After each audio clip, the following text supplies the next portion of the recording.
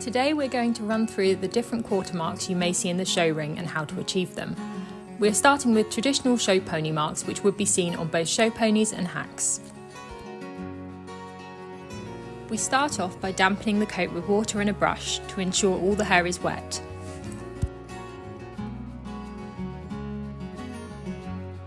We then apply quarter marking gel and work it into the coat well using our hands. This creates a perfect base for your marks and will ensure they stay in place all day. We can then start applying the marks. For these classes, the checkerboard starting wide at the top and finishing in a point at the bottom, like an upside down pyramid, is the correct quarter mark to use. The starting width across the quarters will be dependent on the conformation, but the top line will be the longest, decreasing by a square at either end as the checkerboard goes down the quarters. Repeat until you are finished with a single square at the bottom, which should be in the middle. It should look like an upturned pyramid. Once the quarter marks have been put on, then the final finish of shark's teeth can be added down the flanks. Standing at the side, use the firm bristled quarter marking brush in an upwards direction, starting at the point of hip in an arch-shaped stroke. Once this is in place, brush downwards from the same point. This will be the start of the shark's teeth pattern. For the final finish, use the quarter marking brush starting at the top of the tail, brush down in a gentle arc down the quarter to define the shark's teeth and create a rounded look to the hindquarters. Spray all over with quarter marking spray to set and hold the patterns for the day.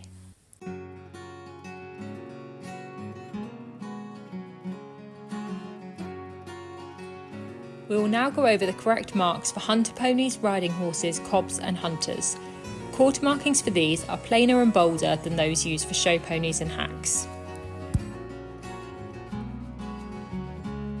We prep the coat in the same way as we did for the show pony marks, by dampening the coat well with water and a brush before applying quarter marking gel and working it in well using our hands.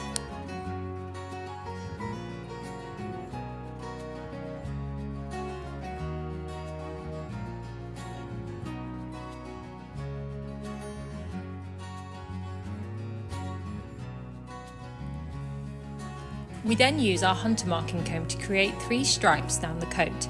Depending on the size of the quarters, you can do anywhere from 2 to 4 downward stripes, and again you can either put them in very close together or space them out.